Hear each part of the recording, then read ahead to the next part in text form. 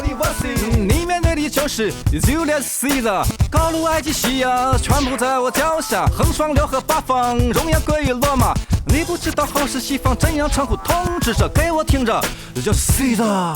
你乱成贼子，得失全靠亲姑妈，最后事与明辨，也配叫做野心家，跟我拜托把你送上十字架。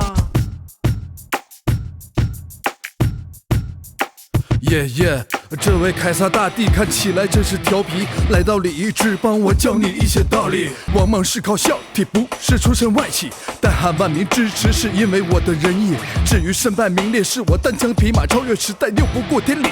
如果你不相信，麻烦去看历史那些事儿第2季。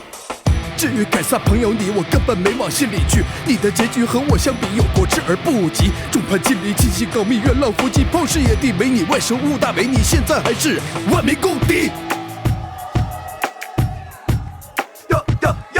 说被炮是荒野，请你不要跟我秀。君不见罗马城，凯撒神殿加盖好多楼，就算圣贤正地，也整个黄土一抛，不像你被后来皇帝把玩。骷髅头，这个骷髅头，仔细一看好像来自一条狗，而且头发并没有。听说上朝时候官下面戴着，用来遮羞，这上有副头巾，你都还嫌不够。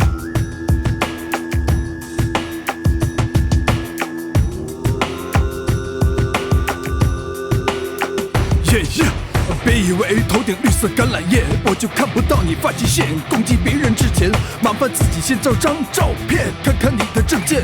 脑门就像地中海海面，一把边角留长，长发甩到顶上，这比脑门反光其实是在假装。这样自欺欺人，不跟别人商量，不过非常实用，造型万古流芳。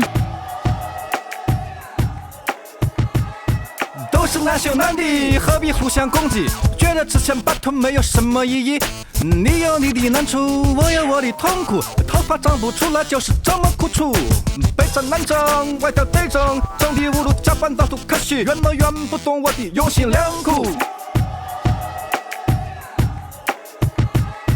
虽然我刚才躺枪，但看你不再装腔，我也宽宏大量。就像全天下人不理解我，我也不会投降。就算最后背上千古骂名，我也不会退让。一切努力都付之东流去，就像额前的头发失去根基。所以现在别再互相攻击，让我们惺惺相惜，同续21世纪，组团直发走起。